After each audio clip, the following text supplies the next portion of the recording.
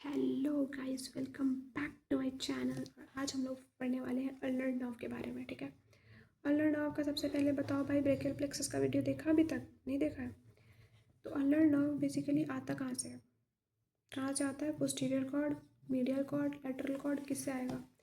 ये आता है बेटा तुम्हारा बीटा, ये तुम्हारा लेटरल कॉर्ड से नहीं आता है। किससे आता है? मीडियल कॉर्ड और ब्रेकियल प्लेक्सस से आता है। अब मैंने ना तुम्हें ब्रेकियल प्लेक्सस में बहुत आराम से बताया था कि अगर कोई भी चीज़ कहीं से आ रही है, किसका ब्रांच है, उसे रूट वैल्यू कैसे पता करना है। मीडियल कॉर्ड का रूट वैल्यू क्या होता है भाई? इसका होता है C8 और T1। तो इसका भी क्या होना चाहिए? C8 और T1 ही होना चाहिए रूट वैल्यू, राइट ना? तो C8 और T1 ही है, लेकिन बहुत सारा जगह पे तो C7 भी लिखा है। तो C7 ना कहीं कहीं रहता है, कभी कभी, ऑलवेज प्रेजेंट नहीं रहता है, बट C8 एंड T1 हमेशा ही रहेगा। C7 ओकेजनली कभी कभी मतलब मिल सकता है, ऐसा कुछ नहीं है। C7 कभी कभी ही मिलता है, बट C8 और T1 इसका मेन है कि इसका रूट वैल्यू उतना ही है। ठीक है, चाहो तो C7 लिख लेना, गलत नहीं होगा। उसके बाद हम लोग बात करने वाले हैं इसके कोर्स की। ठीक है, ये मान लो तुम्हारे पास ह्यूमरस है। ये क्या है तुम्हारे पास?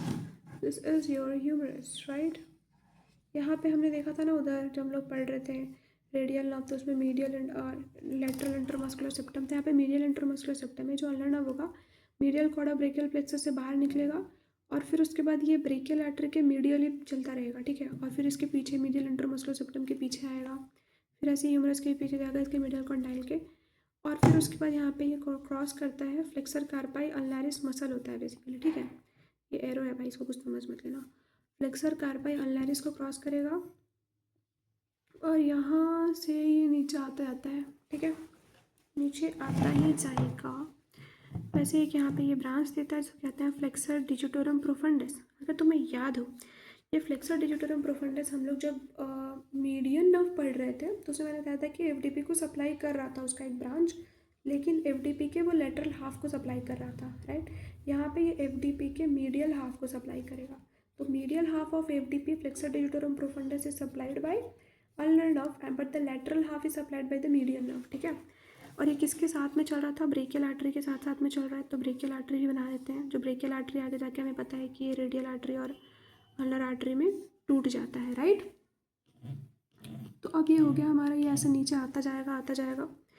आने के बाद हमारा जो फ्लेक्सर रेटिनाक्यूलम है, इसके सुपरफिशियली ये पास हो जाता है। ठीक है, इसके ऐसे सुपरफिशियली आ जाएगा ऊपर से, और इधर आने के बाद इसके दो डिवीज़न हो जाते हैं, एक सुपरफिशियल ब्रांच और एक हो जाता है इसका रेडियल ब्रांच। तो देखते हैं हम लोग सबसे पहले, ये गायंस किनाल होता है यहाँ पे एक होता है तुम्हारे पास, इट्स गायंस किनाल।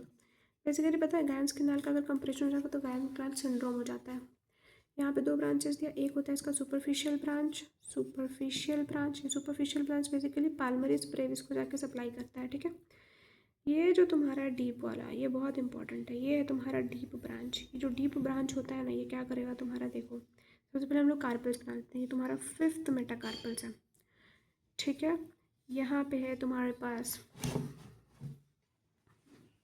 चलो मैं थोड़ा इधर बनाती हूँ ताकि क्लियरली दिख सके।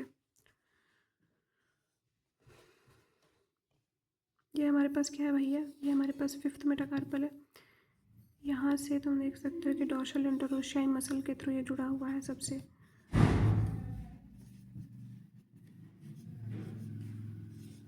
टू,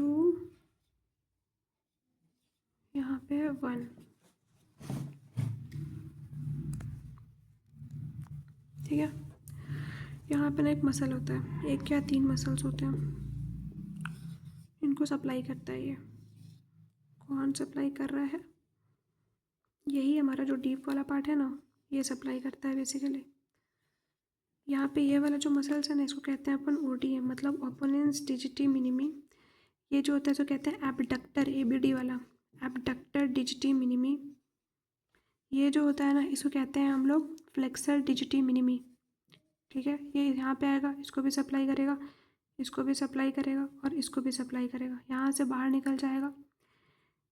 ये देखो, यहाँ से अभी रुक जाओ, पहले हम लोग ना हर जो मेटाकार्पल है ना उस पर पाल्मर इंटरोशियाई बनाओ, हर एक मेटाकार्पल पे, मतलब 3 पे छोड़ के, 4 3 3, यहाँ पे 3 पे क्यों नहीं बनाना है भाई, बताते हैं क्यों नहीं बनाना है। ये हो गया तुम्हारा, और फिर ये हो गया तुम्हारा, ये तुम्हारा पाल्मर इंटरोशियाई है। ठीक है, ये भी पाल्मर इंटरोशियाई, ये P4 हो गया, ये P3 हो गया, ये P2 हो गया और ये P1 हो गया, ये डॉर्सल इंटरोशाई होता है। ये D4 हो गया, ये D2 हो गया और ये हो गया हमारा D3, सॉरी ये D2 और ये हो जाएगा D1। 3 पे मैंने इसलिए नहीं बनाया क्योंकि वहाँ पे एक दूसरा मसल आता है। अगर तुमने फिर पिछला वाला वीडियो देखा होगा तो पता होगा तुमको। ये तुम्हारा क्या आ रहा है, ये होता है तुम्हारा एडक्टर पॉलिसिस। क्या कहते हैं, एडक्टर पॉलिसिस। ठीक है, तो यहाँ से ये वाला आया तो भाई इसको P4 को भी सप्लाई करेगा ये। ठीक है, P4 को सप्लाई करेगा। ठीक है, उसके बाद ये सब P3 को भी सप्लाई करेगा, D4 को भी सप्लाई करेगा, सबको सप्लाई कर रहा है। देखो साथ ही साथ में रुक जाओ, यहाँ पे लम्बराइकल्स भी होता है। ठीक है, थोड़ा हौच पौच हो जा रहा है भाई, लेकिन समझो यार, अगर सुनोगे तो समझ में आ जाएगा।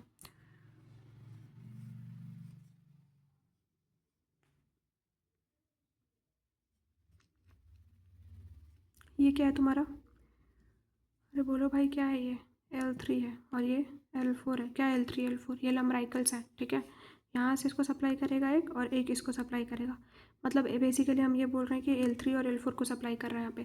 तो इसको हटाकर हम ना सिर्फ L3 और L4 लिख देते हैं, वो ज़्यादा क्लियर रहेगा। तुमको समझ में आया लम्बराइकल्स बनाना कैसे है। ये देखो यहाँ से ये L3 को सप्लाई करेगा और यहाँ से ये L4 को सप्लाई करेगा। ठीक है, उसके बाद ये देखो किसको किसको सप्लाई कर रहा है, इसको भी सप्लाई कर रहा है ये। ठीक है, इसको सप्लाई करने के बाद ये आगे जा रहा है।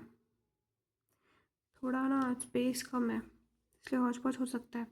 देखो यहाँ से ये भी याद रखो कि इसको भी सप्लाई कर रहा है P4 को भी, ये D4 को भी सप्लाई कर रहा है, P3 को भी सप्लाई कर रहा है, P2 को भी सप्लाई, यहाँ ये क्या हो गया D3 को भी सप्लाई कर रहा है। ये एडप्टर पॉलिसिस जो है इसको भी सप्लाई कर रहा है और यहाँ से आगे जा रहा है ये, इसको भी सप्लाई करेगा, पीछे से ही जा रहा है। इससे बेसिकली क्रॉस नहीं करता, ये बेसिकली थोड़ा और बेंड रहता है तो क्रॉस करने का ज़रूरत ही नहीं पड़ता। उसके बाद यहाँ से ये P2 इसको भी सप्लाई कर रहा है और ये जाकर यहाँ पे P1 को भी सप्लाई कर रहा है और ये D1 को भी सप्लाई कर रहा है। यहाँ से सिर्फ ये जो थिनार मसल्स है ना, उसका सिर्फ एक ही मसल को ही सप्लाई करता है, वो होता है फ्लेक्सर पॉलिसिस ब्रेविस। वो भी फ्लेक्सर पॉलिसिस ब्रेविस के सिर्फ डीप हेड को सप्लाई करता है। मैं इसको बहुत क्लियरली बता देती हूँ, उसके बाद मैं स्क्रीनशॉट दे दूँगी। तो ये समझ में आ गया तुमको कि फ्लेक्सर पॉलिसिस ब्रेविस को भी सप्लाई कर देता है। 1 मिनट के लिए भी रुको ताकि मैं तुम्हें इसका क्लियर वीडियो बनाकर दे दूँ। लेकिन उससे पहले ना इंजरीज़ भी देख ही लो। मान लो कि तुम्हारा मीडियल एपिकॉन्डाइल पे ना इंजरी हो गया, मीडियल एपिकॉन्डाइल ऊपर क्या ये तुम्हारे यहाँ पे इंजरी हो गया। ठीक है, अगर मिडिल एपिकॉन्डाइल पे इंजरी हो जाएगा तो अल्नर नर्व खराब हो जाएगा। तो अल्नर नर्व हमने अभी देखा कि वो intrinsic muscle of the hand को सप्लाई कर रहा है। तो यहाँ पे अल्नर क्लॉ हैंड देखने को मिलेगा, कंप्लीट क्लॉ हैंड नहीं देखने को मिलेगा। कंप्लीट क्लॉ हैंड कब देखने को मिलता है, जब मीडियन नर्व अल्नर नर्व दोनों खराब होता।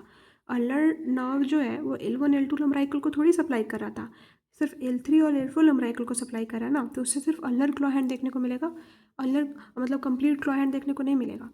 तो इसकी वजह से क्या होगा कि तुम्हारा अल्नर क्लॉ हैंड जो है वो ज़्यादा प्रोमिनेंट कब होगा और कम प्रोमिनेंट कब होगा।